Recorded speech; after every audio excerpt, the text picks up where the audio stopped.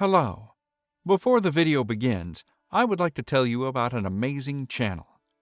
It's called LatAm Story, and it's putting out amazing content about Latin American history. It's definitely worth checking out. The Iroquois Confederacy. The people of the Iroquois Confederacy, also known as the Six Nations, refer to themselves as the န့ěदिन‐ផágy. It means peoples of the longhouse, and refers to their lengthy bark-covered longhouses that housed many families. The Iroquois, or Haudenosaunee Confederacy of Upper New York and southeastern Canada, is often characterized as one of the world's oldest participatory democracies. It was originally made up from 5 nations: the Mohawk, Oneida, Onondaga, Cayuga, Seneca, and later joined by the Tuscarora. The Confederacy's constitution, the Great Law of Peace, is believed to have been a model for the U.S. Constitution, partly because Benjamin Franklin was known to have been much interested in its structure.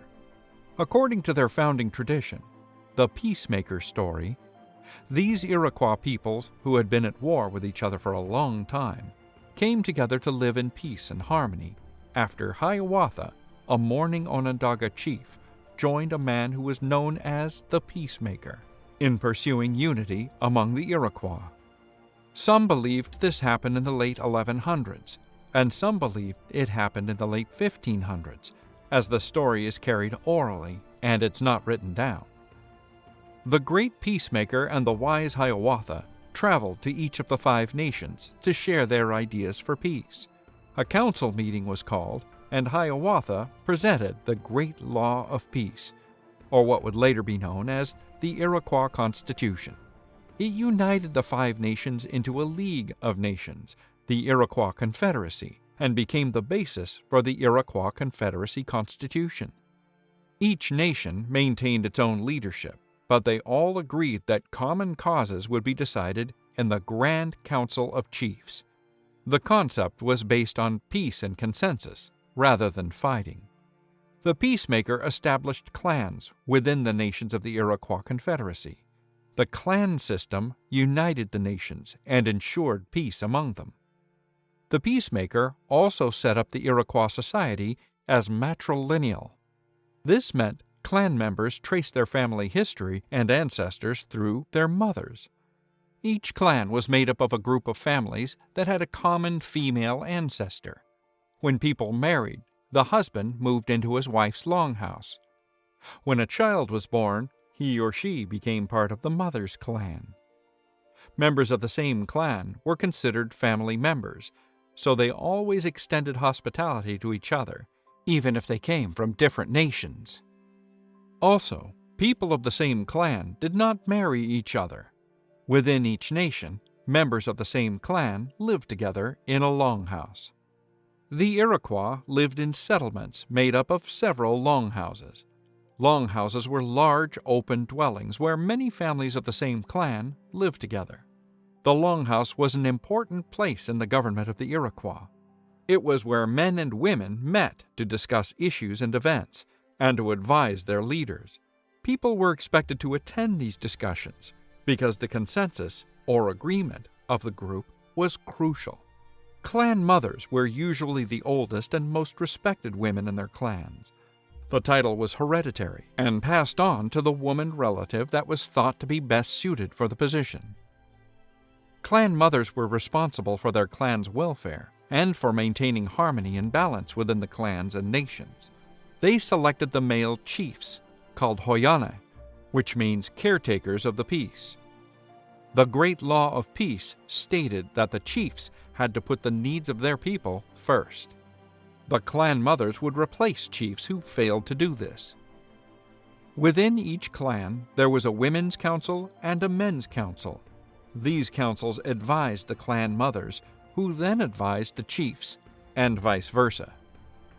Although they rarely spoke at Grand Council meetings, all Iroquois people, men and women, had ways to make their voices heard in the decision-making of the Grand Council.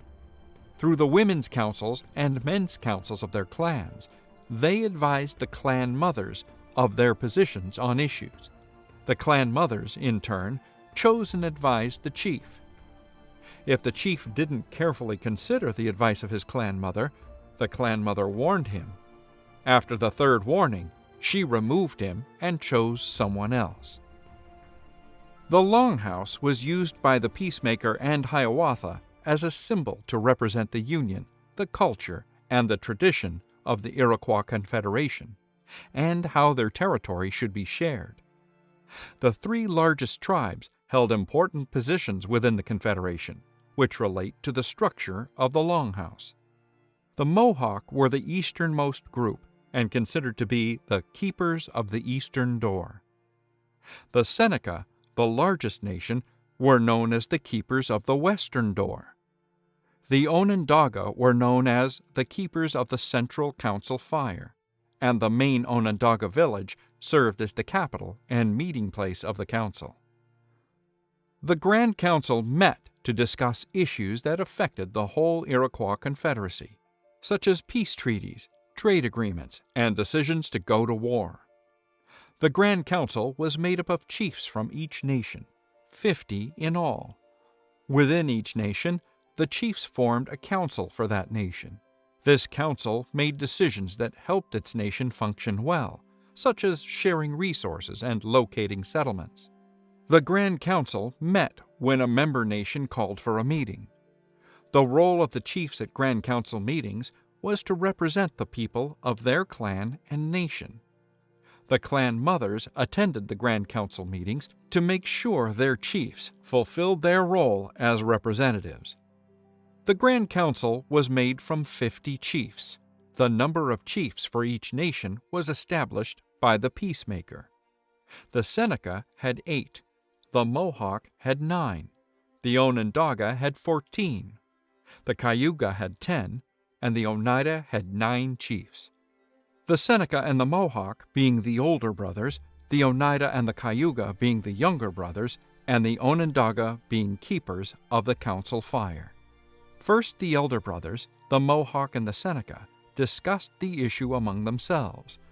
When they reached a decision, they passed their consensus across the sacred fire to the younger brothers, the Oneida and Cayuga.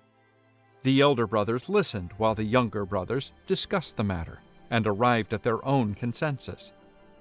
When the older brothers and younger brothers agreed, the Onondaga, the keepers of the council fire, would be asked to give their judgment. Council decisions had to be unanimous, so the Grand Council always worked toward consensus. If some party disagreed in the process, the council had to be restarted until all sides came to a common decision. In 1722, the Confederacy was joined by the Tuscarora people, who lost the war against the Europeans and migrated north. They shared the same language and culture as the other nations. After that, the Grand Council decided the Tuscarora would join them. However, they were not given any representation in the council. Thank you for watching. If you enjoyed the content, please consider supporting the channel by subscribing and becoming a Patreon.